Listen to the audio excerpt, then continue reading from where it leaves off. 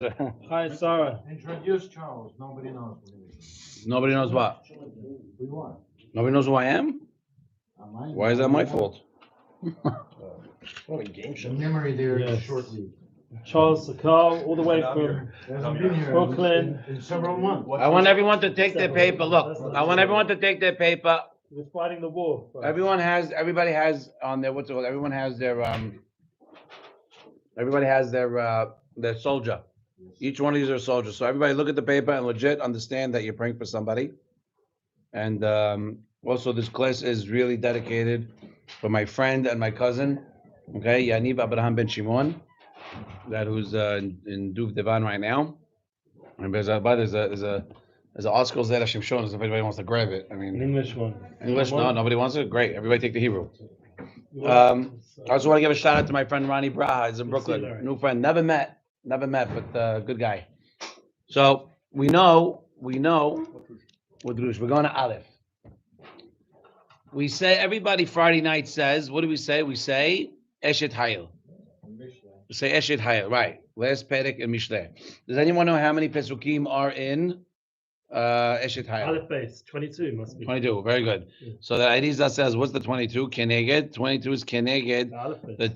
More than that. 22 Sinorot that are in Shemaim that give down the Shefa. The Gila v'nitzbech haboch, Gematria 22. Right. So it's important to know that whoever does not say Eshet Hayil really should. It's a very important thing, and that's how you get the beracha. Yes. We have a beautiful sefer in English from the Zera Shimshon on Yes, Zera Shimshon, there is in English. My daughter learned the whole thing. It was beautiful and very inspiring. Huh? No more English ones. Sorry. No, you're using it, Larry. Sorry. All right. When what's his name goes, you can give it to David. Let's start. Are you sure those are not? Those, no, they're not. Different Parshas. They're not. Bereshit, I think, has 3 or 4 volumes. Yeah. All right. Here. Why Dafka are we doing Zera Shimshon? Why is Zera Shimshon doing Eshet Hayil here? Because Sarai Menu, that's where it belongs. That's where it goes. Rivka Menu as well. Sarai was the first. Okay, we could keep the list going, but the Sarai Menu was the first. Let's go. Eshet Hayil Mimsa. Let's go. Tachlis, boys. So Zera Shimshon has an unbelievable question that I love. He goes, whichever way you look at it is a problem. However you want to translate this pasuk is a problem. Eshet Hayil Mimsa. What does that mean? That means if there's someone like this person in the world, you'll find her. And if there's no person in the world like this, then obviously you ain't going to find her, so why are you even bringing it up? That's a very good point. All right, it says, someone's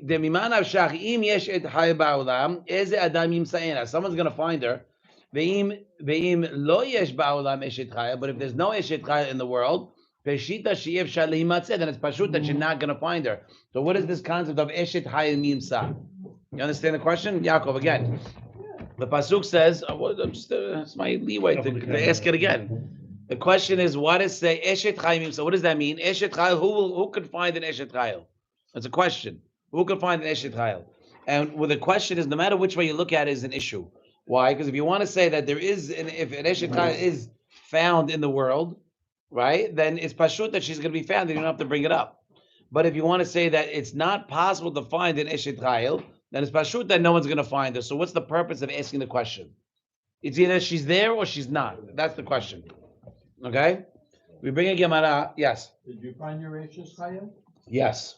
Did I find my Eshet Hayil? Yes. So each individual has different characteristics for their Eshet Hayil. But my Eshet Hayil is not yours. Exactly. No, it's exactly. But the question is on the pasuk, not on you. The question is on the pasuk.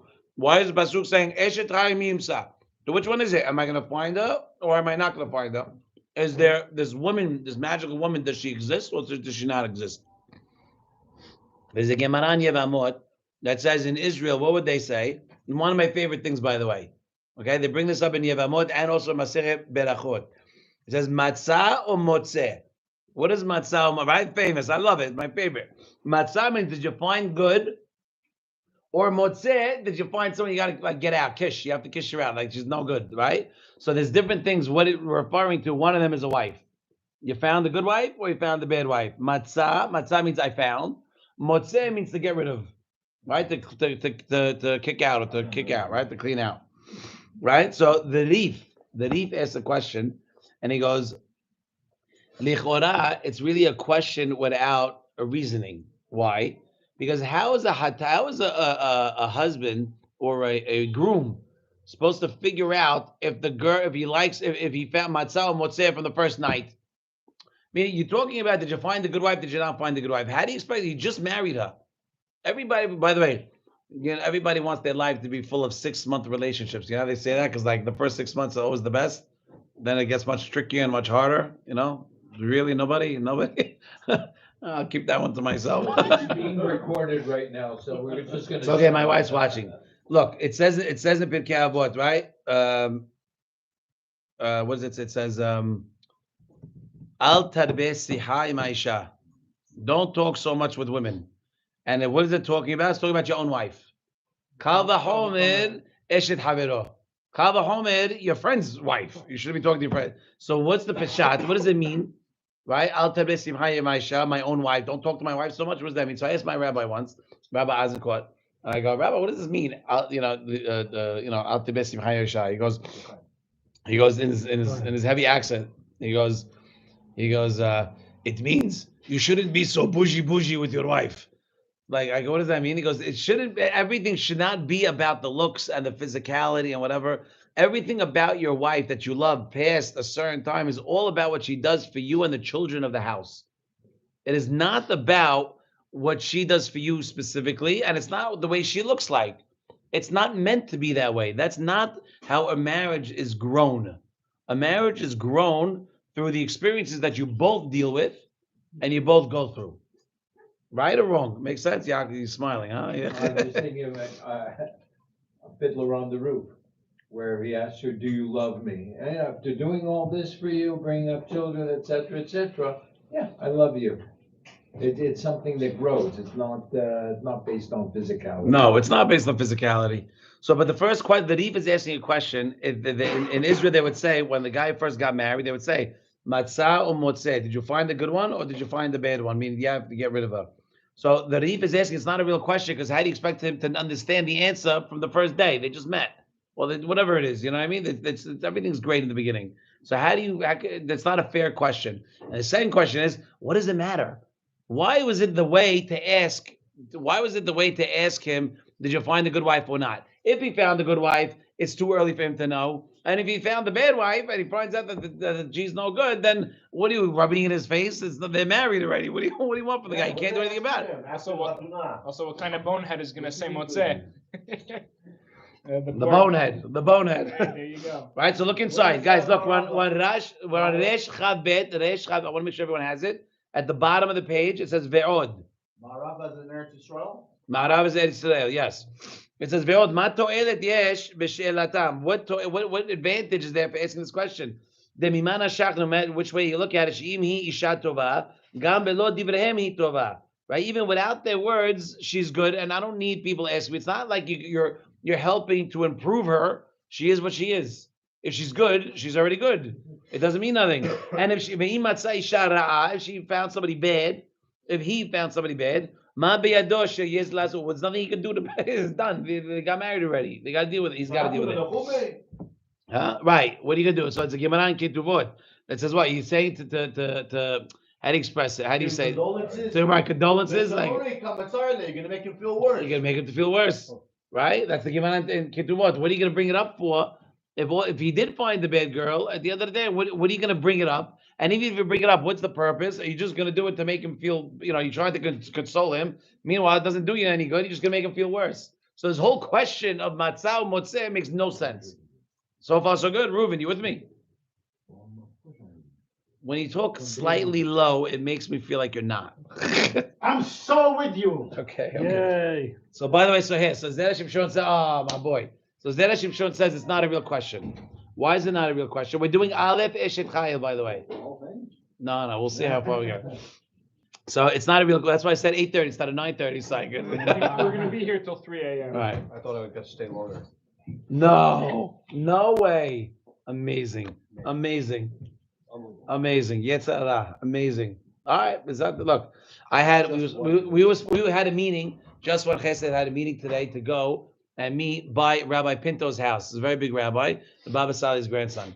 But I had a havruta today at 3:00. Okay, so I said I can't go because I don't want to meet Bitul Torah. I'm gonna. P.S. The guy canceled on me. My 3:00 havruta canceled on me. So I didn't. So I said it's not meant. It wasn't meant to be for me to go to Rabbi Busa, to Rabbi Pinto. It wasn't meant. But crazy, you know. Come on, he never cancels. So Zera Shimshon says the question is not a real question. Why? Because they were not. So hold on. So he wouldn't ask after the wedding. This question, Matzah would be asked when they first meet. The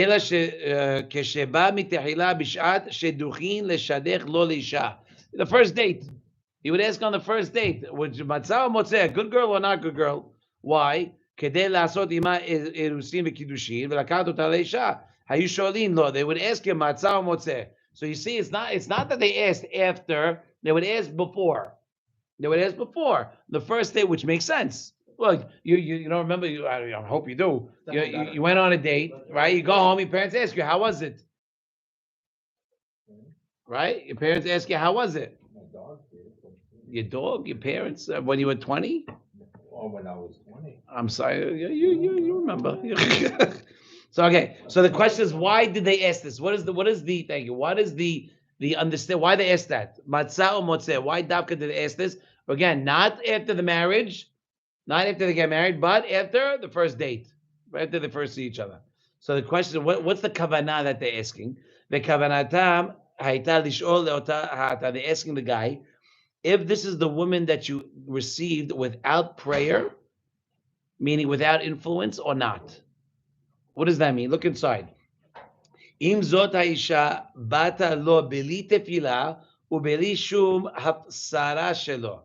Without any interference on his part, right? Bevadai hi amazal shelo bat zugato. Did you pray for this girl or not?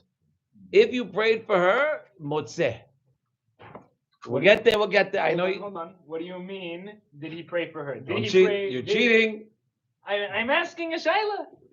Should I keep it to myself? I don't know the Torah. Good question. What's the question? Go ahead. Okay. Did he pray for her like, please Hashem, send me my wife? Or did he pray for her, please Hashem, look over my wife, take care of my wife? She's not your wife yet. You just met her. Hashem, hu haya, hu hobeh, hu yiyeh. Stop talking to me things in Shemayim. We're talking tachlis. Did you pray or not? What did is you that? Pray that she would come, like, please Hashem, send me my wife. Versus. That's the start of the question. Versus. Please Hashem, make her my wife. Now you're bullshitting.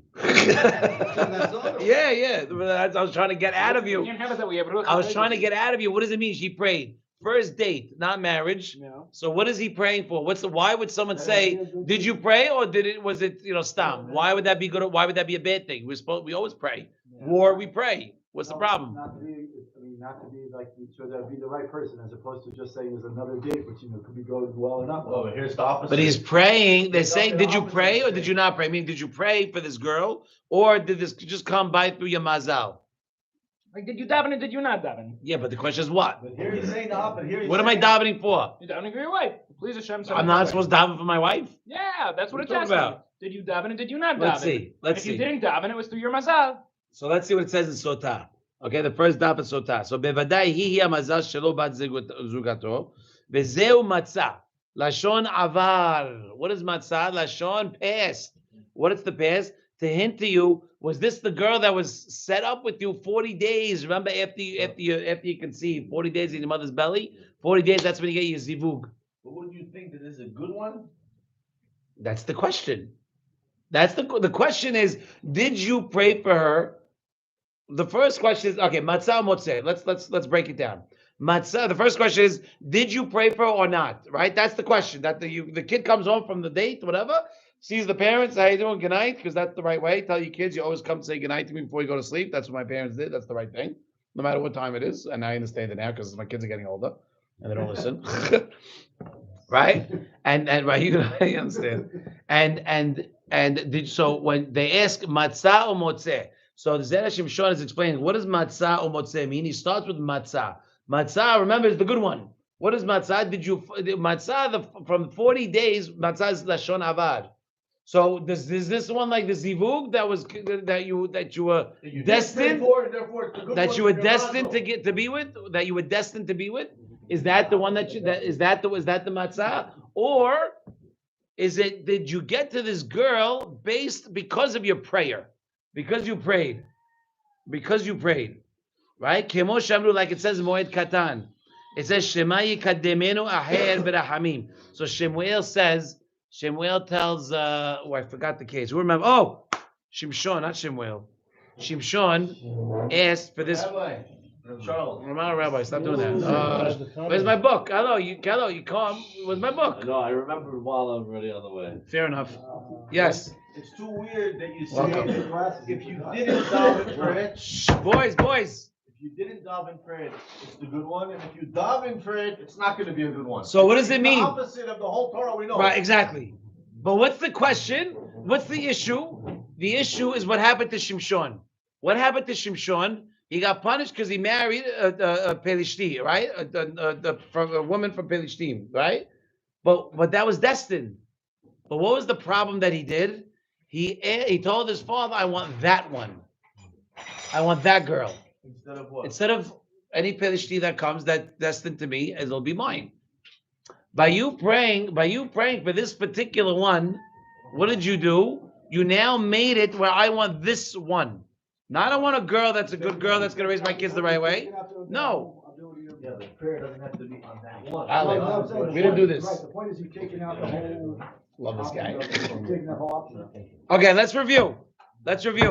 We're starting Eshet Chaya because we're Hayes Sarah. And Sarah Imenu is the first Eshet Chaya that we have. That we bring a very strong question that Yossi happened to ask me the other day. What is the purpose of saying Eshet Chayil Miyimsa? Right? Which means in Eshet Chayil, who can find an Eshet Chayil? Well, the question is it's messed up whichever way you look at it. Either if they do exist in Eshet Chayil, then okay, you'll get it. Look, vest. Everyone's looking for vest and helmets, right? So could you find helmets or who can find vest? No, either you can find them or you bless you, or you can't find. If you can't find them, then why are you asking the question at all? And if it does exist in the world, then why are you asking the question? Because it's obviously available out to the world. You're saying it, so who can find her? Either it's there or it's not. I don't understand this question. Mr. Bloomberg. By the way, everybody pass out our names, our brothers and sisters' names. Pass it out, make sure everybody gets one. You can't have mine. This one's mine. Yeah, go ahead. Ask the question. Mr. Bloomberg. Yeah, go ahead. It's a strange question. I don't guarantee if something is out there for me, I'm going to guarantee to get it. If it exists in the world, why are you saying it that no one can find it? Eshet Chayil Miyimsa. Who can find her? So if there is an Eshet Chayil in the world, then somebody will end up finding. Even if there is one, she will be found. She will be found. That's what he's saying. But if there is not an Eshet Chayil in the world, it's pashut that she's not available to be found. They're not in stock. They're not around. So what is this? What does the Eshet Chayil Mimsa have anything? The question is not really relevant. Yet we say it every Friday night with wonderful eyes to our wives. Who? What should it say? Oh, thank you for an Eshet Chayil. Like, Maybe skip the first pasuk. I don't know. But I hope because I say it with who could find Matzat Eshet Chayil, right? Me Matzat Eshet, right? So like that. Very good. Very good. But so whichever way you look at it, it's a problem. The way the words are right. Very good, Mordechai. Very good. Really. Right. Say, I found my Eshet Chayil. it was like who can find an Eshet Chayil? So I settled. Who could I possibly find this wonderful? No, yellow glasses. All right, boys, we're reviewing. So again, let's review the two questions. If there is an Eshet Chayil in the world, it's pashut that someone's going to find her.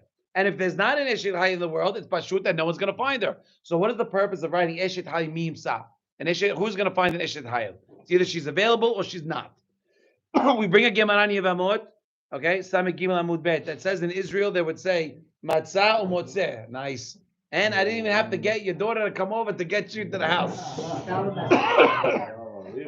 Should be in recruitment. Right. You So give Harry another plate. again, who remembers our question? Our question is, The question is, why ask the question? Fine. our question is, Is it why chayav? ask the question? You know what? That's the most Jewish answer I've ever heard. It's 100% Why right. ask the question? It's on point. It's very on point. Boys, shh. The question is, if she is available in the world, then it's pashut, someone's going to find her. And if they don't exist in the world, why are you asking the question? It's pashut that they can't be found. And we saw by bringing Gemara Yevamot that says that when a person would get married to a wife, he would say matzah or motzeh. They would ask him, did you find one? Or motzeh means, did you need the motzeh from the house, right? You got to kiss her in Arabic. Exactly, right. Rabbi Yehuda in the Masechet Yevamot, best Gemara ever. Because who's as great as this woman that's in the pasuk? So Rabbi Yehuda says your mother, and then when it talks about that a woman's words are sharper than a nahash, and Rabbi Yehuda sees son Esim, who's like who? He goes like your mother. Same answer, the top and the low. Okay, so if he says matzah motzeh, right? The Reef, so that's what they would ask. But the Reef asks a question. The Reef asks, L'chora, the she'elah is without a reason. This question doesn't make sense. There's no reason, because how could a hatan, right, between one night understand if he married a good wife or not? It's too soon. Nobody, and I'll prove it to you if you say, oh, no. Meet a girl one day, spend 24 hours with her, and then decide if you're ready to marry her. It ain't that simple. Do me a favor, okay? Okay. What? Sure. Actually, I'll tell you, truth be told, I told my friend in work when I first met my wife that I'm going to marry her. I did say that. Stop it. She denies it, but I know that it was true. But so the Reef has a question. How could it be that? How is he going to know, right? If she's a good wife or not, right? And even if and how does the question help altogether? Because if he did find a good wife, right? He's not going to know. But what's the question, right? How is this helpful? The question, right? Regardless, if he did find a good wife, right? Without the words, she's still good. We don't need you to ask this question for him to realize on the first day that she's good. Like if you know that she's good, if you happen to know she's good, nothing. And if she's bad, what are you rubbing it in his face for? Because now he's got to say it out loud, right? Yeah. And there's nothing, and all you're doing is making him more embarrassed. So really, then we say that really it's really not a question. Why? Because what they asked was not when they got married. It was when, I got to repeat the whole thing again. Right? They got married. Oh, beautiful. Right here. No, next to me. Come on. Give me your gun. Wow. Come on, Emmett. Why not? Let me go. Okay. Give me a napkin. I need a napkin somewhere. I need a napkin. Thank you. Okay. Yo, Nisha. Louim is back. Good to see you. So now what do we say? The question is, why do we ask this? Okay. Big Chazara, yeah? Okay, all right, relax. It's fine. It's a month. It wasn't a year. So the question is, give him a book, set him up. We're asking on Eshet Hayel. You saw your wife already, right? Yeah. Okay, sorry. Pretty much over. So we're asking, right? Eshet Hayel Mimsa. What is the purpose of asking this question? Because in Israel they would ask, Matzah or Motzeh, you found a good wife or you found a bad wife? The Rebbe asks a question, he goes, what does it matter? How is he going to know within the first day? He also asks, what is the Torah? How is it advantageous to even ask this question? Because if she's bad, first of all, if she's good, then there's nothing that you're not giving me. You're not adding anything to me. I know she's good. And if she's bad, all you're doing is throwing it in my face. And now I got to feel like, you got to remind me that I'm with a bad wife. Right? But we answer that it's not a real question, because the question of matzah or motzeh happens when? On the first date, not after they get married. And what does it mean, matzah or motzeh? We said matzah is lashon avad, previous, past tense, which means what? Is she the one that was designated for you from the first 40 days, after the 40 days of your, whatever, pregnancy or conception, whatever, your formation, whatever you want to call it. 40 days in the belly, the Zohar HaKadosh says, after 40 days, you get your zug. Okay, you get your. How do you say zug in English? Your match. Soulmate. Quick question though. There is either a Tana or an Amara in the Gemara that says that you ask the question by the chuppah. Yeah. There is an opinion. No, they ask that. Do you really want to get married to her? No, like something like that. Hey, no, it's just matzah matzah. You ask by the chuppah. Oh, they didn't do that to me. In the Gemara, Okay. in the Gemara, it says. Good. So the Zera Shimshon saying, but he's bringing a different opinion. He's bringing He's bringing different. He's tying it into a Gemara and Sotah, explaining matzah, because matzah is lashon avad. Motzeh, you're gonna learn, is not lashon avad. It's atid. Right. So matzah. Which one is this? The past, or present, or future? So what's the past part? Is she the one that was destined to you or not? That's matzah, right? Or did you pray for her? Did you pray for this specific one? And if you prayed for this specific one, now you're playing God. It's an issue. Why? Because look at the last paragraph over here. We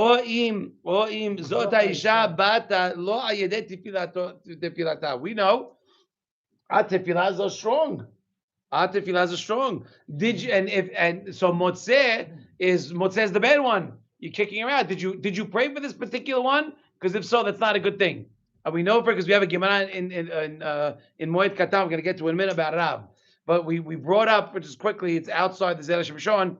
We have a case of Shimshon. I think the Gemara brings this in Moed Katan. Shimshon married a Pelishti, right, from Pelishtim. But he got punished for that. But the question was, we knew he was born with the plan of him marrying a Pelishtim, and this whole situation was going to happen. So why did he get punished? He got punished because he told his father, I want that girl. This is the one that I want.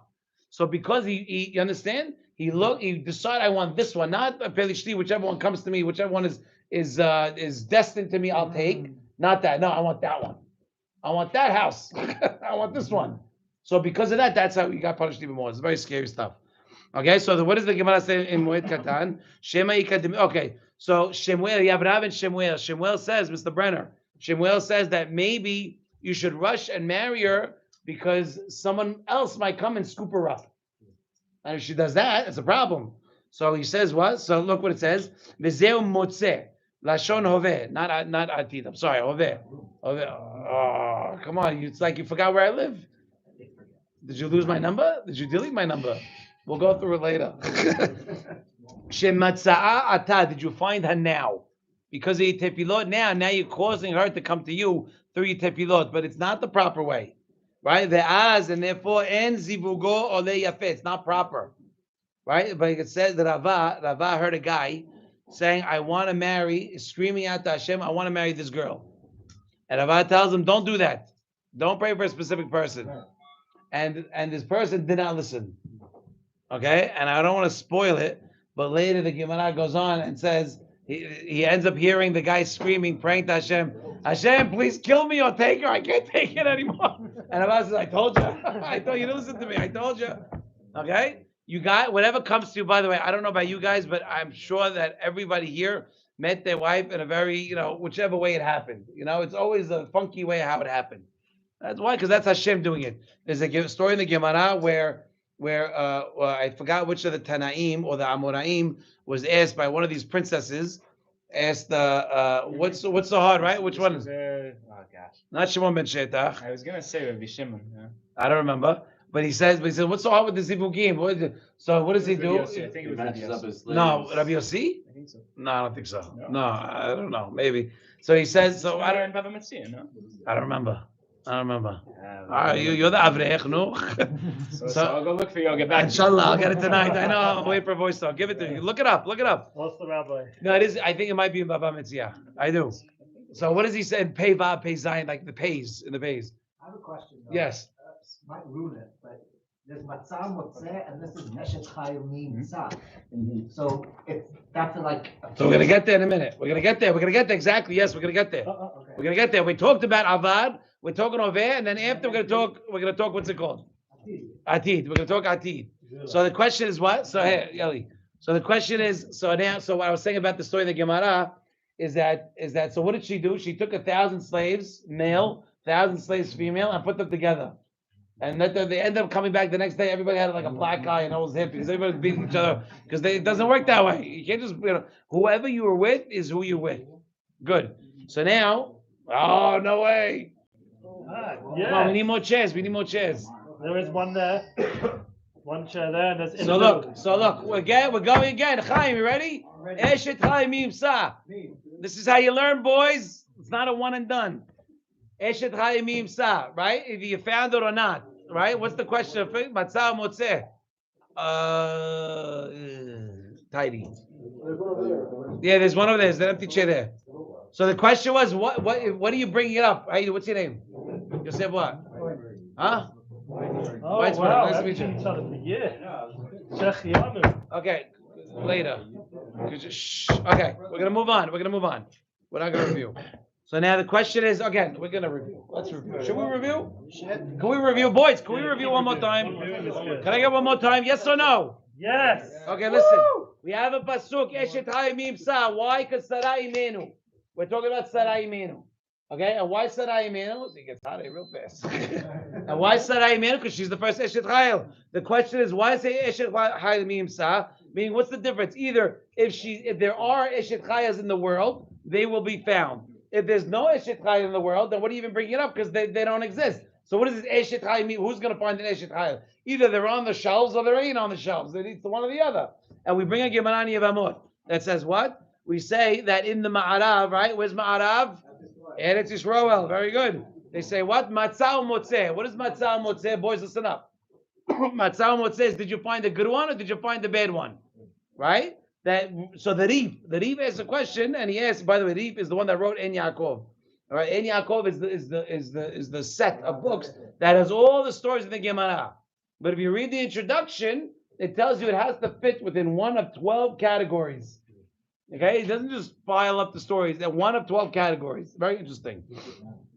So Matzah says, what the Reef asks the question. It says, really, there's no reason to ask this question, because how's the guy going to know that the girl's the right one after the first night? It is what it is. I mean, you can't tell if you scored on the first. That's why it's called the honeymoon phase, right? It's called the honeymoon phase on purpose. When you go into business with somebody, it's called you're still in the honeymoon phase. They got to go through the 7-year itch. You know what I mean? And then you can decide. So the Reef is asking, how's he going to know after the first day?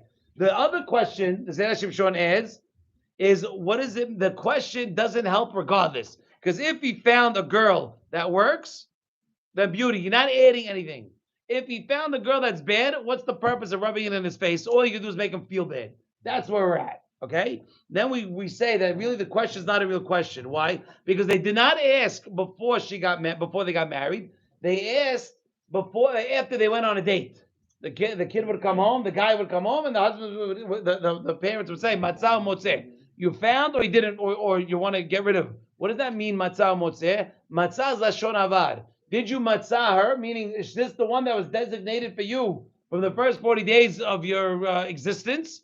Or motzeh? Motzeh is hoveh, now. Did you pray for this specific one? And because if you prayed for this specific one, that's no bueno. That ain't good. That's not good. That's the key. And motzeh is also like you're still finding. Right? You're in the finding phase. He hasn't developed all the way. You're still figuring it out. Meaning it's a present progressive.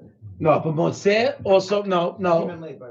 I hear you. No, it's a good question. No, because that's why Dikduk is very important. And if you guys study Rashi, a lot of the things that he says is always about Dikduk. Where the Lamids are, why they have to get for Dagesh. Dikduk is very important. Remember, the hardest thing that's to learn is the most important. Let's make that very clear. Let me burst everybody's bubble right now. It's very important. Whatever's hard, take time and learn it, because that's really what you need, and that's the biggest satisfaction you'll find. It ain't easy, and then nothing's easy. Anything easy? Tell me one thing that's important that's good for you that's easy. I cannot. So if you ever happen to think of one, let me know. Kiddush. Sleep. Sleep is not good for you. What do you mean? Kohelet says there's a time to sleep. Pirkei Avot says don't sleep so much. Okay, right. All right, yalla, let's go. So now we brought the story of Rav. Boys, we brought the story of Rav. Don't overdo it. That says what? Motzeh is Lashon Hoveh. That found a guy that was praying and screaming, Hashem, please give me this girl. I want this girl. And Rava says, you really shouldn't do that. Not a good idea. And he ends up, and 6 months or year later, whatever it was, he sees him screaming out the same thing. Hashem, please either take me or take her, because I can't stand it anymore. Okay? Now, so then what's the purpose of saying Matzah Motzeh? Is to warn the guy. Shh. Because what to warn him? To warn him that if he is zocheh with his tefillah, because it can work. It can work where you can get her through tefillah, right? Avagav she'ena bat mazal. Even if this woman is not meant for him, yitchazek namid b'tfilato. Then now that he prayed for her and he got the girl that's not meant for him, he should now double up on the prayer. Double up on the prayer. Because in the zechut of doubling up on the prayer, it will help you and it'll be siman yafa bezivugo. Right? Like it says in the Zohar HaKadosh Parashat Vayelech. Meaning you pray, and even if it was something that's not meant, it could work. Tefillah, by the way, It's like you pray for something, you get what you pray for, and then the work just begins. always. So how many times do we pray for a business deal to go through? I'm going to tell you a story. One time I called my rabbi and I asked for a beracha. Rabbi, I'm trying to get this hotel, please, this account, please, I need it. There's the one thing I need. So I get it. I get the hotel. Beauty. A month later, right? I talked to the rabbi again. He goes, "No, did you get that business deal you wanted to get? Did you get it?" I go, "What business deal? Well, which one? What are you talking about? Which one? I don't even know what you're talking about." He's going, "Oh, the hotel that you did." I go, "Oh, yeah. I got it, but now I need something else." Meaning, you always think that this is the one item that you need. It's fake. You always think this is the item that's going to make or break me. I need this. I need this account. I need this deal. I need this. I need that. It's not true. It's not true. Ari, am I wrong or right? How many times did you think in your life that this was it? I need this, and then. By the way, I remember Rabbi Sachs, Alav Shalom, Rabbi Jonathan Sachs. We had a private thing in the house, and they invited me. It was very nice of them, and we went, and he said, who remembers 20 years ago when we said, or 15 years ago when we said that we're talking about what the computers are going to do, and all we said were, what are we going to do all day? Meanwhile, you're busier now than you ever were before. The biggest scam in the world. You understand? The biggest scam. You understand? The Torah gives you the uniform. Don't worry about, the no hotel or no account or no customer is ever going to support you. HaKadosh Baruch Hu Borei Olam, that's the one that supports you. And you best double down on that. You understand? Because everything that you know, right? That you look, we're all big boys over here. We all been through the ringer. Or I have anyway. And I know that what is fake, what is a 3-card Monte game, and what is not, and what is emet. The only thing that's emet is the Torah Kedusha. The only thing that is emet, the only thing that actually stands, right? By the way, they're going for flying cars now. You know that? They're trying to go for flying cars. So what do they say? So now, if you look at the flying car commercial, what are they? They're ranking on the Teslas. Teslas are Garbage. Give me a Tesla. garbage. Tesla's now garbage. Now you hear that? Tesla's garbage now. Okay, why? Because they're always trying for the new and the improved. The Torah Kedusha was made 1,000 years before the world. And if that's too hard to understand, then just think. It was been around for 4,000 years, 3,500 years. 2448 is when we got the Torah. And it hasn't changed. No, it's perfect. And everyone is still coming back to it. And that's what you have to say. That's how you know Torah is emet. So don't worry about anything else. And I don't have to prove it to you. You guys already know it because you've already been through it. And you know it from your own lives. You know it from your own lives. Right or wrong? Right, Yosef? Right? There you go. The funny part is that as soon as Torah changes, it's no longer kosher. Wow. As long as the minute you by the way, they asked me to bring my last trip, Mr. Brennan. Now we came with the family, I'll tell you. When we came now, they wanted us to bring a Sefer Torah with us. And we were so excited, we were honored. We were so honored. But then the guy got cold feet and he did it on his own. But I was honored. I was so honored. Like, it's okay if you don't want to say yes. Like, what are you crazy? Of course I want to. Give it to me. But what do they do? In order to travel to Sefer Torah, what do? You have to remove the tefillah, the sewing, to make it pasul. So like you're saying, or sometimes they can scratch out a letter and make it pasul. One letter is pasul. Why does that be pasul when you move it? It's not, because you have a halakha shulchan aruch. You're not allowed to move a Sefer Torah whenever you want. We had a Sefer Torah here for a while. But then there's also a minyan that's on the block so that we would share it. It's not proper. So take it. It's better that it stays in one spot, right? Than move it around. It's not because the halakha really Shulchan Aruch says you're supposed to walk with 10 people. The right way, 10 people. When you move a Sefer Torah from one place to another, you should, 10 people. It's black and white. Black and white. Why? Because Sefer Torah. What do you know? It's not a mattress. I'm moving around left and right wherever you want. It's not furniture. You got to do the right thing with it. Okay? Torah Kedusha is the only thing that matters. That's, look, anything you want, boys, anything you want in life, you see it today. Okay? When your back's against the wall, the famous saying these days is there's no atheist in a foxhole. There's, right? Everyone's in the army now. How many people now? Baruch Hashem, why? Because they know you have to realize you were formed. You were created. Right? You blew into me. Shh, boys. You blew into me. Yosef, you asked the question. You blew into me. Thanks for having me. Thanks for having me. Thank you, Baruch Hashem. Okay, so the question, that you are a part of him. That's why, by the way, you're not allowed to make fun of somebody. We learned that Zera Shimshon. Remember, we learned you're not allowed to make fun of somebody, because when you're making fun of somebody, you're making fun of someone who has Tselem Elokim. And if he makes fun of you, you're not allowed to make fun of him back, because you're making fun of his Tselem Elohim. And if God's right there and he doesn't say nothing to the guy that made fun of you, you can't shut your mouth. If the Rav, the master, says nothing, then the slave can't say nothing. So we have to keep our mouth shut. Very big musar, very important. It's okay. I actually got embarrassed 2 days ago, okay, because I did something. Whatever, everything's very fast paced. It's okay, and I felt like I did something wrong, and like, no, it's not your fault. I tell them, like, it's okay if I get embarrassed once in a while. It's not the worst. I can handle it. It's fine. It's okay. It's okay. It's, of course it stings. What? Okay, let's keep moving. Yeah, it's good for you, but it still hurts. Working out 7 times a week was also good for you, but you know what? I don't see you doing that. Okay, yes, quick. The question is, why can't you pray for a woman, not a specific? That's exactly what we should be doing, and we're going to get to that. We're talking in a case when I asked for that woman, like Shimshon did. Shimshon said he knew he was going to marry one of the Pelishtim. Her name, Glida. Glida. No, Delila's later. Glida. I think it was Glida. Google it. I'm pretty sure. Yeah. That's the story with Hallelujah. He marries more than one of the Plishtim. Doesn't marry Delila. Delila's the last one. Delila's the one who betrays him. Okay. You're thinking of that one. It's not Glida.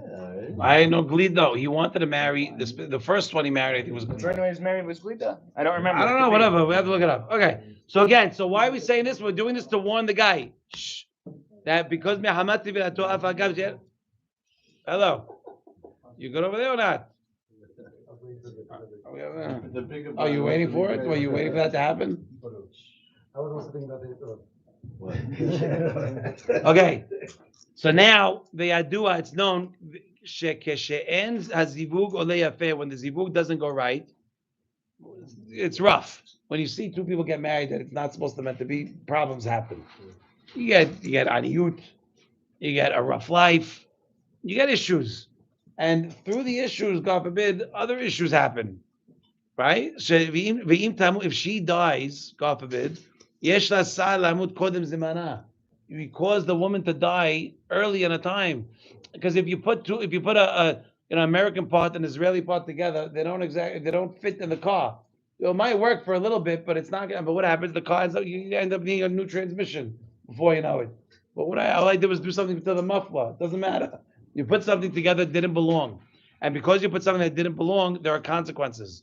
So God forbid if she were to die early, right? Now that guy caused that to happen. I'm not putting Bizit out next time because this is a horrible idea. All you hear is and by the way, and if the guy dies early, right, now the girl, is left as a widow. She's a widow, Azita. She's a widow. So either way, it's a bad deal, right? And it's a bad siman for her. So you can't use these types of praises in Eshet Chayil since this whole thing's about her. Huh? Why didn't you say divorce and all these stuff? Why didn't you say? I don't like that word. What do you mean? You prefer death over divorce? I prefer none. But It's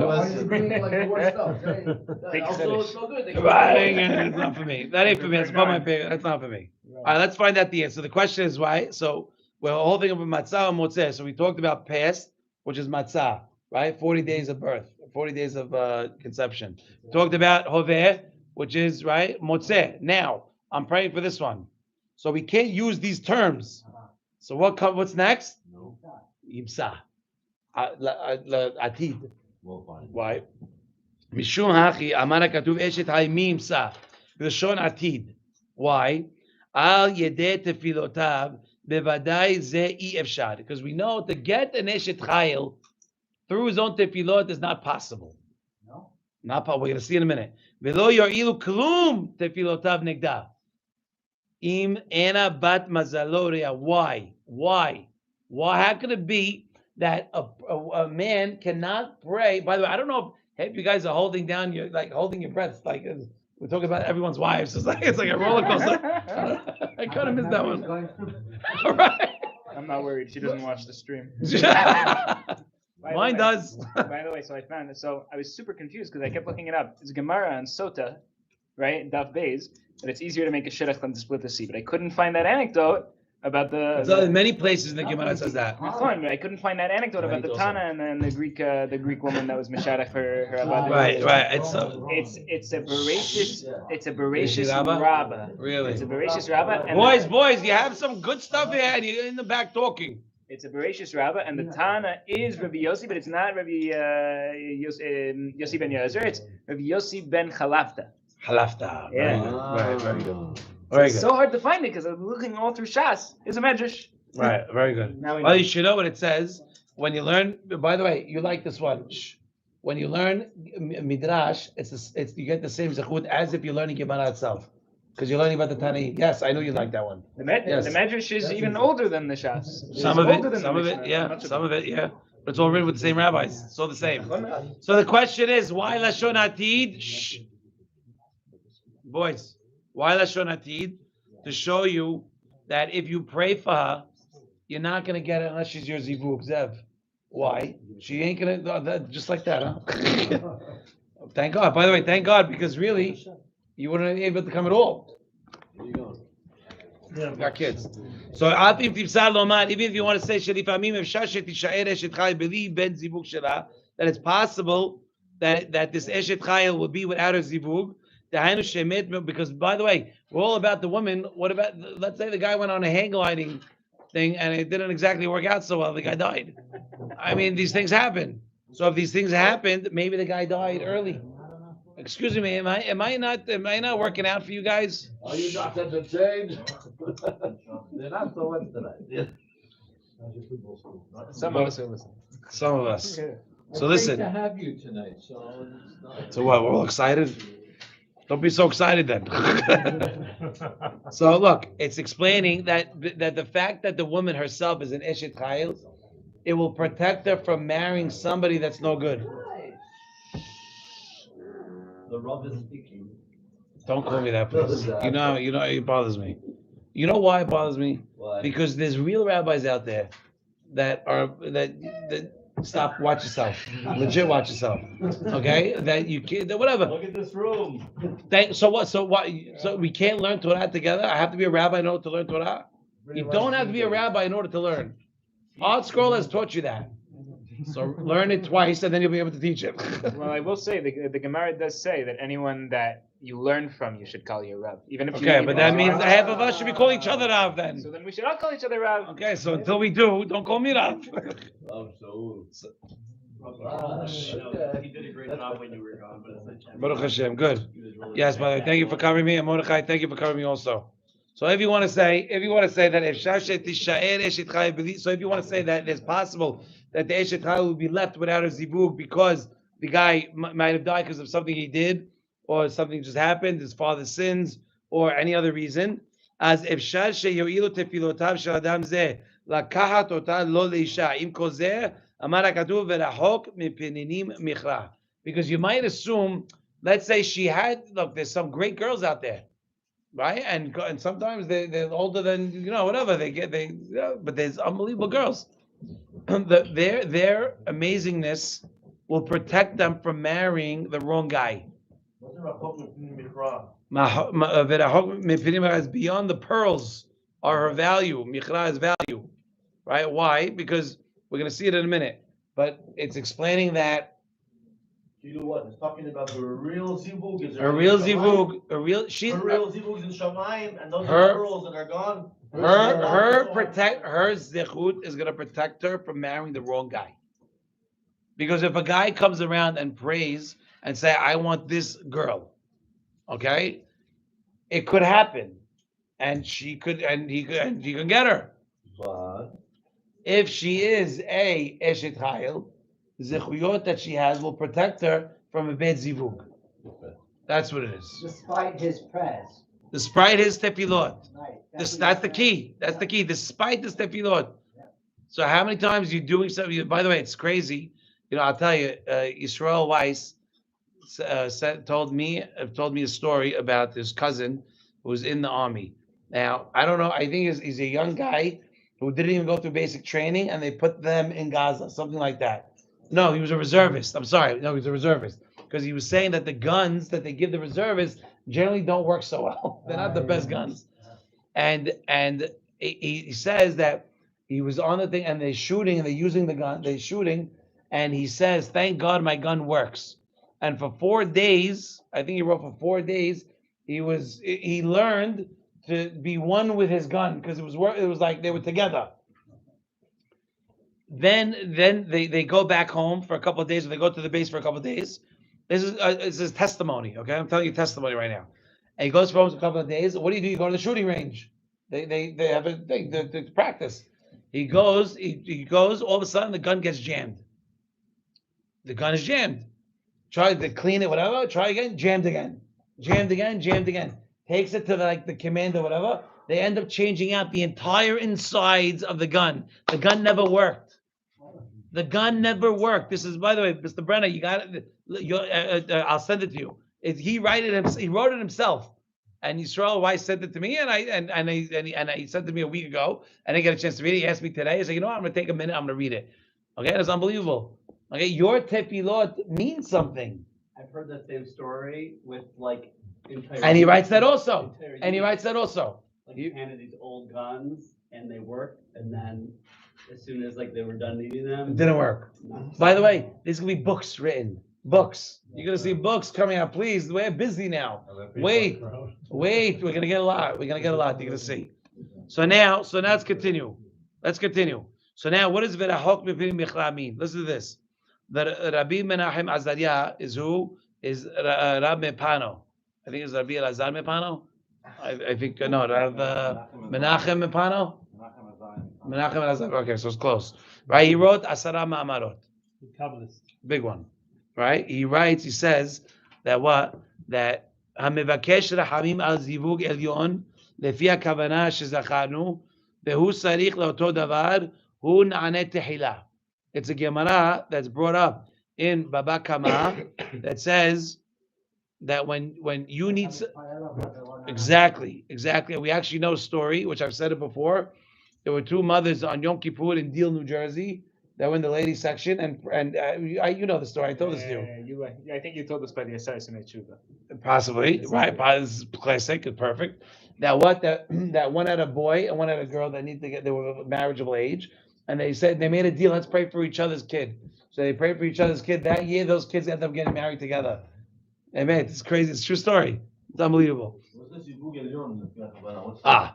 Elyon is what the zivug between Yaakov and Rachel and Shamayim. The zivug between Yaakov and Rachel and Shamayim. It's heavy stuff. So he's explaining that's what Rahok Mepininim Michra. What does Michra mean? The Meche, the value of her, comes far. That's called Peninim. Sharet Talui ve'omed bezivug Elyon. That is contingent upon the zivug that they have Elyon. Remember, you always have a counterpart. You're Tachton, and then there's you in Elyon. You're both. Right? And what? Sharet Talui ve'omed bezivug Elyon. Umi shemitpalel al ze hazivug, shehu zivug ne'elam shel ha'penimiyut, lifnei ulifnim ve'kadosh kodashim, is called pearls. The person that prays for the right zivug, for Hashem, when you pray, what do you want? You don't want your kid to, look, we grew up, always you say, good family. We don't care about money, we care about a good family. Okay? That's all we care about. We want our kids to marry a good family. I changed it a little bit, And I said, I just pray, I want them to marry the zivug. And the zechut of our learning, Zera Shimshon, all your children should be married to all the zivugim. And it's why? Because if Hashem wants your kid or you to marry whatever one, who am I to try to change it?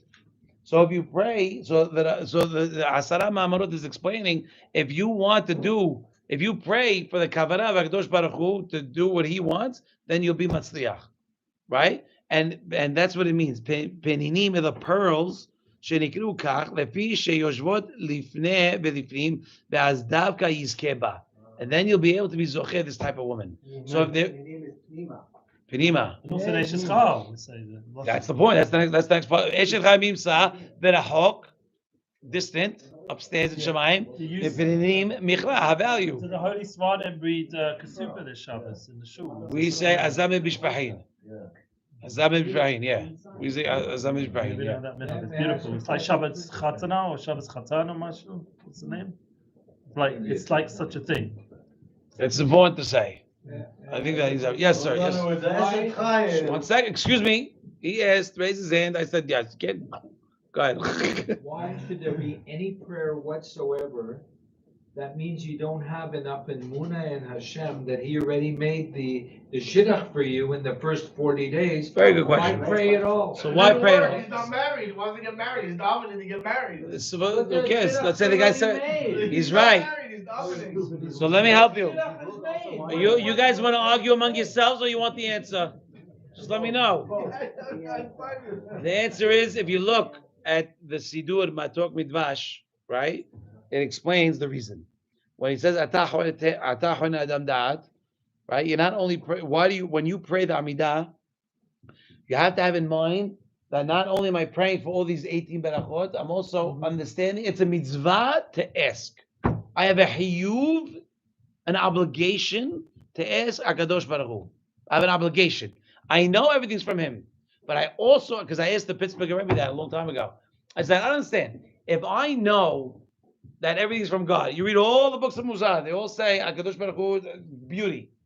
So what do I have to ask for anything? Whatever comes to me, I know it's from Him. If He doesn't want it, I'm not going to get it. So what do I have to even pray at all? So he laughed at me. He laughed. He goes, think about it. Let's say your boss decides he's going to give you a promotion this year. But then throughout the year, like you're just like not a good employee, or you're not treating him well. That promotion that he was planning on giving to you, he's just not going to give to you. So right. No, but that's not the mushal. The mushal is you're being a fine employee. He's going to give you the promotion, but he's waiting until you ask for it. Right. Not be dumb. Very Why much do better. I have to ask Much for the better. promotion? Just give it to me if I'm doing a good job. Yeah. No, it's a combination. Yeah? You're going to give you guys a promotion? I have a better Or you're going to wait till they mashal. ask? Ari, you I heard have a me? better mashal. Ari, you heard me? I've given promotions. I've given. I have a better. What's Who that? says he's going to get it anyway? Because you have an obligation. It's coming to you anyway. No, he's saying you might not get it. No. He's saying you're going to get it anyway. You know the secret behind the Zohar HaKadosh says, I'm sorry, yes. This Parsha, Avraham Avinu sang Guys, please. And Eliezer davens to Hashem that He should help him get the zivug for Avraham Avinu's son, Yitzchak Avinu. Yeah. So you see, No. you have to daven. Yes. That for somebody else's zibug. That's another thing I learned. Well, that's what we just said. But the question is, Yaakov, excuse me, Yaakov's question, you gave him an example. Listen to me. You gave him an example. You didn't give him the reason. You gave him an example of it. I have another reason. I'm going to give it. Torah of Breslev, Rabbi Nachman says, when you daven for something, you make a vessel for you to receive it. You can hold it. It will be yours. If not, you could blow up on you and not be That a is good not thing. the reason why you pray. Huh? That is not the reason. That's a reason that Rabbi Nachman says why you have to pray for it, so that Hashem wants to give it to you. You have to be But ready has for to it. be good for you. So when you daven for it, you make a kli so that it will be good for you when Hashem gives it to you. That's also why we say Sim Shalom Tova Avracha. Right? Vetov levarchenu. Vetov be'enecha levarchenu. Whatever's good in your eyes, you'll bless me. If it's not good for me, don't give it to me. Even though I want money, but if it's not good for me at that time, it's not. I don't want it. Sometimes the answer is no. Sometimes the right answer is no. But to answer Yaakov's question, if I know that everything's from Hashem, why do I have to ask for it? It's a great question. And I asked the Pittsburgh Rebbe that question, Mr. Bloomberg, and he told me, you know what he told me? He laughed and he goes, it's a mitzvah to ask. Because right now, you know what kind of Kiddush Hashem we're creating by every Hayil, right? Every, one of my favorite videos, we have, God bless, 1,000 videos, right? My favorite one, which Mr. Brenner, I told you about. My favorite one was when you have 200 people in the room, Hayalim, they're going out, and one guy's saying, Adonai Melech, Adonai Malach, Adonai Yimloch Le'olam Ha'ad. And before the Hazan says it, then everybody answers. But just like you guys, they all started saying it earlier. They all going, they all started. Why? Because they're all excited to answer. You understand? That's a Kiddush Hashem. They're all excited. So you don't. The reason why you have to do it is to show that you're the only one I'm going to. We say in Kiryat Sheva Lamita, right? We say it in the morning. I only want it from you. I don't want it from nobody else. Benahat velo betzad. I want it from you. Give it to me good. Lo lideh halva'atam velo lideh, right? Lo lideh halva'atam velo lideh right? Velo lideh matera b'savatam velo lideh halva'atam. Right? I don't want it from someone else giving me money. Give it to me from yours. So it's a mitzvah to ask him. We say Baruch Hashem Yom Yom. Right? You ever hear that? Pasuk Baruch Hashem Yom Yom. The Zohar HaKadosh says, what does this Baruch Hashem Yom Yom mean? He says in Shemayim there's an ilan, a tree. This tree is all the beracha comes down. He says in the Zohar that even if you know you're getting a check for $1,000 tomorrow or $100,000 tomorrow, you still have a mitzvah to say Baruch Hashem Yom Yom because it's going to come from the ilan. Make sure that you acknowledge that it's coming from Hashem, even though you know it's coming, because you don't know what's happening. You must always acknowledge. That's Modéani in the morning. No. So that's what you're doing. You're acknowledging Hashem and He's blessing you with. But what about the money that I'm getting tomorrow? You don't say Modéani today for tomorrow. You say Modéani when you open your eyes. When you say Baruch Hashem Yom, yeah. Another Modéani, my Rebbe, the Torah Rebbe said, you should be well, Shlita. He said Amen. Another Modéani you should have in mind, and it's a big Sakkal of Shalom bias because I probably wouldn't be married if I hadn't applied this, that we need to say thank you for our wives. Whoever we're lying next to, hopefully it's our wife. We should thank. we should thank. One word of laughter could ruin 1,000 words of Torah. As a father, you're preparing. But anyway, we should thank Hashem and thank God I'm still married. So it's a proof. Thank God we're all still married. Almost 22 years. You're preparing a gift, right? And you're going to give those cleats or that feeling, whatever it is that you're preparing for your child. But it's so much more amazing if the child is there. I really hope you're going to get it for me. Can I please have that? Because I really need it. I know you need it. I'm getting it. I already got it. But you asking for it makes it so much more pleasant. Okay, good. For me, it's a giver. Good. I like it. Why does Hashem need that? He doesn't need nothing. Hashem doesn't need nothing. So Hashem doesn't need that. So it's not about Hashem feeling a certain way. But he does need us feeling a certain way by asking. He doesn't need nothing. He wants enough. He wants one. Because he has names that he wants to be called by. It's for us. So it's good for us we should ask. Not it's good for Hashem we should ask. No, but by you asking him, you're building a relationship with him. That's what it's Yeah, it's all about you, right? It should benefit Hashem. He's saying you have to daven for the Zivug Elyon. It's like you're davening for Hashem. When you say Baruch Atah Hashem. Well, yeah, it's the nimshal of the mashal. The mashal, the nimshal. You're davening for Hashem, Kivyachol. So, the Shechina. Hashem doesn't need nothing. He's Ein Sof. He's perfect. On the other hand, once He created the world, He needs us to be with Him. He doesn't need anything. He does. He doesn't need us. He does. He does not need. Ein Melech Belo Am. It says it. Could God lift, or could God create a rock He can't lift? Don't start now. I'm telling you. So I'm telling you, it's not a real question. There's a machlokes between the Gra and the Alter Rebbe. Hold on. We got the Haronim over here. Go ahead. There's a machlokes between the Gra and the Alter Rebbe about whether or not, right? The Alter Rebbe says, "What are you talking about? Ein od milvado. There's nothing except Hashem." Or sorry, the Gra says, "Ein od milvado. There's nothing except Hashem," and the Alter Rebbe says, "No, Hashem created a space within Himself for us. So yesh mashu od milvado," and each one called the other kfira. Oh yeah. Okay, but I'll tell you something similar, not as rough as that one. But Torah says, listen. You had Rabbi Scheinberg. Remember Rabbi Scheinberg with the 100 tzitzits, right? So I had this list. I met him. Wow.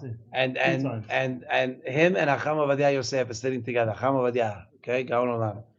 And once they're giving each other's berachot. First of all, you should know. You can look at this up on YouTube, Chaim. Okay, it's crazy. That's what I do. Who's That- time for YouTube? That one. This is my YouTube time right now. I'm here. I'll take it. I'll take you to time. Listen. So hey, listen.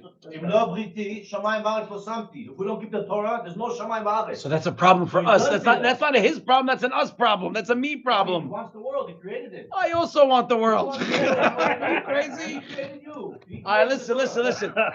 So Rav Scheinberg, That's what Rav Scheinberg said. Rav Scheinberg says, he gives a berachat to Chacham Ovadia, and he tells them, boys, listen, and he tells them that you should have beracha in ruhaniyut and gashmiyut.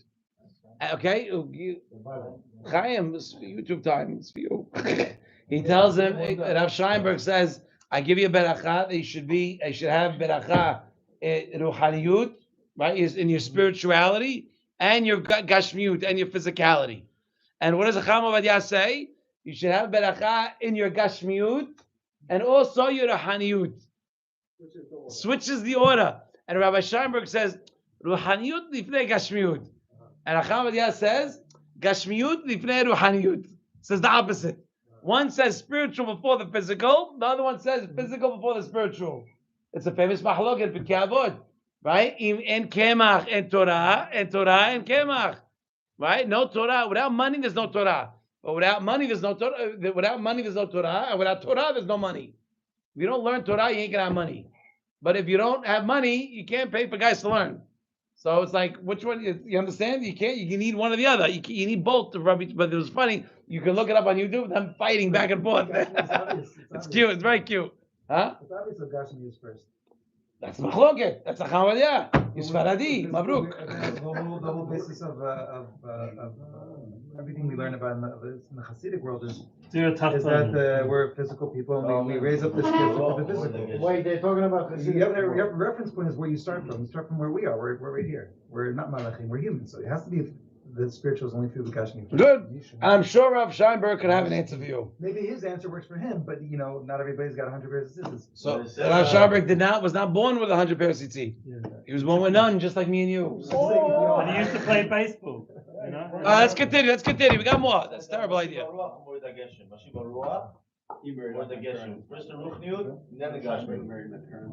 Okay, let's continue. All right, okay, so now you marry her. Remember, all the sessions I had, now you marry her. Right? Batach ba lebala. Right? Okay, I got you. Ruhani before Gashmiut. Sfaradim are more into the Gashmiut. We bruise like peaches. We need the Gashmiut first. Sorry. Right after that, now let's say Baruch Hashem, you got her. Okay, whichever way you got her. Okay, you got her. Right? Batach ba lev ba'la. Okay, which means what? That he trusts her actions. Or the heart. Batach ba lev. She trusts in the heart of her husband. What does that mean? Shebishbila yeh leba'la beracha v'shalom ve'osher. Okay, like if there's a Gemara in Yevamot. No, the husband's heart trusts her. Right. I'm sorry. Ruhaniyut or Gashmiyut? Which one you want first? Right. I'm sorry. I read it backwards. So, right. The husband trusts the heart of the woman. What does that mean? That because the Baal knows that she's giving him beracha, shalom, and osher, meaning the beracha comes from the wife. Right? The beracha comes from the wife, like it says in the Gemara in Yevamot, Samech bet Amud bet. Oh, Samech bet Amud bet. By the way, that's right around the whole. That's good. That's a good daf. You have Rabbi Yehuda about the mother. You have Rav and Rabbi Chaya, his uncle, says, "Why are you buying stuff for your wife? Your wife is crazy." It's enough that she protects me, that she raises my children and keeps me from sin. I love you. Very good. And you give her seed, It's a good daf. It's a great daf. I'm saying because that's Samech Gimel, I think, but it's on the bottom. But yeah, lefi what כשהמקטרגים לא היו רוצים שהאדם יהיה שרוי לטובה. The Mekateregim do not want us to have a happy life. Who are these Mekateregim, Mr. Brenner? Who are these Mekateregim? Mekateregim, right? The Malachim that create, yeah. And Yom Adin, by Yom Adin, you're gonna have your Mekateregim on one side, and you're gonna have your Sanigorim, right? Your the good guys, right? Your defendants on the other side, and let them hash it out. But that's what's gonna happen. That's it, mate. That's why the Sadiqim are very sensitive to sin. I had a friend, actually, I'll tell you, we mentioned Rabbi Scheinberg. I had a friend who, I'm not gonna say the story. Never mind. But the Now we want to hear it. I can't say. It's a great story. The Sadiqim are very sensitive to sin because they work on themselves so much. So right, we talk about bringing flour, right? Daka. What do we say? The solid dak or dak solid maybe. That solid is flour, very fine flour, finely sifted flour to make sure there's no chrupski in there, right? To make sure there's nothing in there. Daka min adaka, yeah. And why? Because the Ari and the Sadiqim work on the midot in the same way. They work on. That's why you want to be a gadol, work on your midot. You want to be close to HaKadosh Baruch Hu, work on your midot. Can't fix any midot. I tried a year. You could only. Rabbi Katz said it perfectly. He said you can only work on one at a time. You cannot work on more than one at one. You can't. Pick one. Don't pick two. Also, what is it? Rabbi Yisrael Salander said it's easier to finish Shas than to be metaken one Mida. That doesn't mean it can't be done. Doesn't mean you can't. You look at any picture. We've said this story before in this exact room. Not Rav Aaron Kalla, Rav Shlomo Oribach. Shlomo Zalman Oribach. If you look at any picture, you Google his name, every picture you'll see of him is smiling. Every picture. But if you ask his Havruta that he had before he got married, that he would get so angry, they had to make an agreement. They would only learn the Gemara with Rashi and Tosfot, nothing more. The Daf of Gemara that they were learning, nothing more, because they would get into fights. And he would get so angry and so, worked up that they had to make an agreement. And this story was verified because they found the Havruta. They found the guy. What's the thing? What's the story? The wedding night of Rav Oribach, right? Rav Zalman Oribach. He made a neder. Made a neder to himself, and he said that for the next 10 years, after the conversation that whatever it is with my wife, I'm going to do what she says. I'm going to do whatever she says. And Rav Zalman says it was the hardest 10 years of his entire life. But after that, after you go through that exercise, please, 10 years. You all know the answer already. You don't have to wait 10 years. You don't have to say yes to all the time. You know the answer. It's not that important. Generally speaking, it's not that important. No one's going to melt if you follow her lead or you follow your lead. I'm talking from experience. There's a lot of things that I wanted and I fought tooth and nail. I'll give an example. We wanted to set, not the Tesla. It's just the car. Which one? By the way, I was sitting with a kid today. The guy's 9 years old, 10 years old. And he's like, oh, you have a Tesla? I go, Torah's better than a Tesla. So he goes, I promise. But he needs to hear it. Let him know. So I remember my wife wanted to send our kids to a specific school, and I wanted to send my kids to a specific school, not the same school. Okay, for 2 weeks we're fighting in the house. 2 weeks, 10 weeks, 2 weeks. Finally we say, why are we fighting for? Let's just go to the rabbi. Why are we wasting our time? Let's just go to Rabbi Azakot, our rabbi. Let's go ask him. Okay, sure, let's go. We go, we sit down. What does he tell me after hearing both sides? Go to the school that she wants. Now I'm fuming. Look at her, he's ear to ear. Ear to ear. So listen, so the school, but I say, what do I say when my rabbi's office, and this is legit, I said, we have a mitzvah deoraita to follow your rabbi. It's It's pasuk in Ekev. Chol asher yirucha, right? Yamin is small. Whatever he tells you your left is your right, and your right is your left. You follow him. No. It's going on a Sanhedrin, but Sanhedrin with the rabbis, with the Kohanim. Actually, if you really want to go further, it's a Mesilai Sharim. Have you learned Mesilai Sharim lately? what? Have I learned what? Mesilai Sharim lately. Yes, I can. So it's in there. Yeah, but it's going on a Sanhedrin. I understand. You could take it to mean your Rav. But if it's going on everyone's individual Rav, then if their Rav says the right is the Chol left, asher the yirucha. Rav says the left is the left. The Yeah. Peshat is you follow your rabbi. Yeah, that's You Peshat. follow your Came out over rabbi. 100,000 You follow your times. And the other thing that says in the Torah is what? Is you have shalom bayit. You have to have shalom bayit. So I said, when it comes to hashkafa, I am super, super strict. I make jokes all the time, and I don't care about a lot of things. Hashkafa is the only thing I really care about. It's very, very important to me. But when I realized that you have two mitzvot deoraita from the Torah, follow your rabbi, and make peace in your house. I said, you know what? I said, fine. I called uncle, and I did fine. I went. I said, I give What do up. you call uncle? When you're wrestling, you call uncle. That's what it's called in America. That's what they Like do. mercy. Mercy, right? And I did it. And I used to get the bill, and I used to not care. I kick my kids out, kick them out. I don't care. I don't want them anyway. But I'll tell you that my business that I own today is in the zechut. All the people that put me in business are the people from that school, and I know that I got beracha because I followed the Torah, not because I followed my heart, because I followed the Torah, and I know that Baruch Hashem. You understand? It's not how you feel; it's what it tells you. Don't try to make an IKEA closet without looking at the instructions. Because guaranteed, one of those shelves are going to be the other side.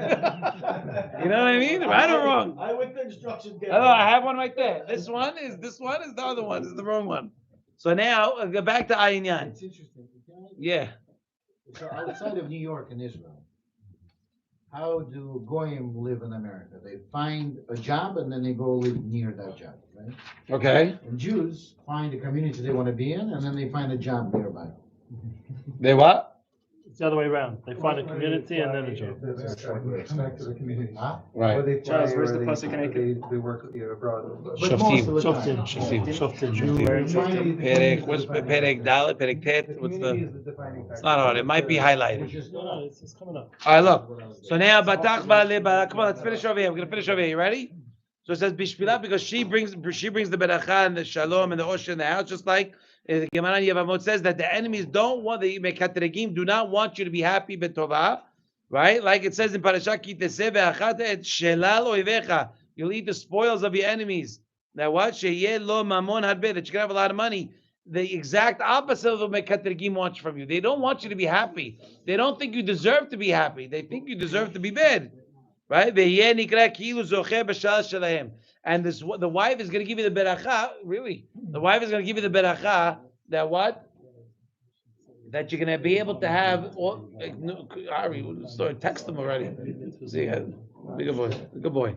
Right? That what? That you're going to be able to have the good. Remember, the bottom line is the good comes from the wife. The good comes from the wife. And by the way, I'll give you another thing. The word shalal, shin lam and lam, is the gematria of 360. Right? 5 times Hesed. Hesed 72. 5 times 72, Larry, is what? 360. Right? To tell you what? That it's 360. They have 360. No, the 5 types of Hesed that come into the world. The 5 types of Hesed that comes into the world. Right? And the exact opposite of what the Mekatrigim want. Right? Why? Because their entire desire is to cause bad things and to cause the Midat Hadid to come onto you. You have Mekatrigim in this world. In Olam Asiyah, you have it now. How do you have them? They want to, what's it called, right? You have all the goyim. They're always trying to hurt you. They don't want you to be good. They're jealous of you. Why? Because they don't want you to be happy. And the wife removes that, is like a force field around that, and able to give you happiness, even when the mekatrigim that you might have actually created on your own might prevent you. Right? She's going to push it off. So bottom line, all our wives are eshet chayils. All of our wives. I'm going to tell you something else. All our wives are eshet chayil. Number 1 and 2. Is the Pittsburgh Rebbe told me something crazy. He told me, he goes, why? Listen to this, it's crazy. Why? You can leave the door open, it's okay. He said, Rabbeinu Gershom, he made one of it. He made 3 takanot. One of them was when you can't open each other's mail, and the other one is you can't have multiple wives anymore. Wow. They took that away. He took that away. Opening mail would be the phone nowadays, yeah? I don't know. I have no idea.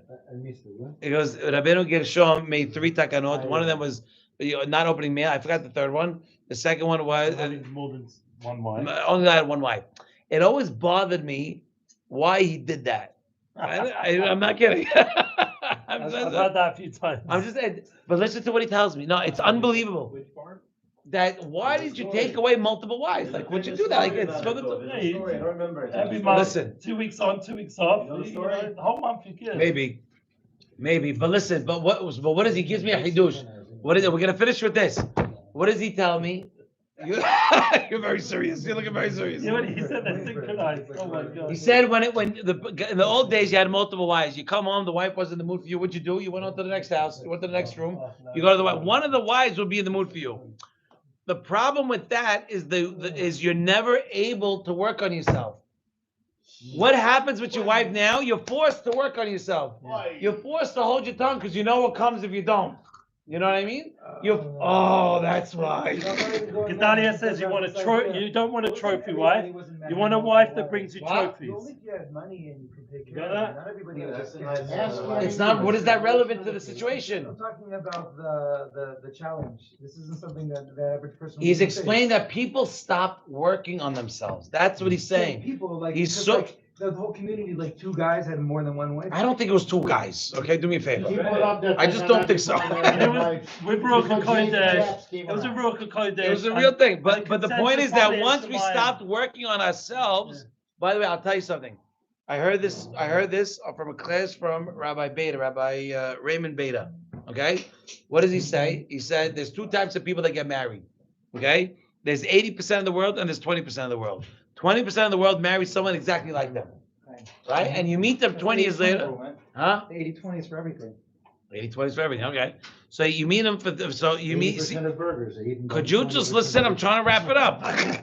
He says that when you marry somebody that's the same person like you, what do? In 20 years from now, you see them at a wedding, right? You'd be like, oh, that guy, same old guy, same jokes. He's great, same guy. But you meet the other 80% of the guys at the wedding. There's a different guy. He's standing up straight. He's wearing a suit, tie. He's serious. He's more refined. Where did this refinement come from? The refinement comes from because the 80% of the guys end up marrying their opposites. You marry your opposite, and the only way for you to work on yourself is to be faced with this opposite being, with this opposite. Is a connector, yeah. Is a connector. You have 2 options.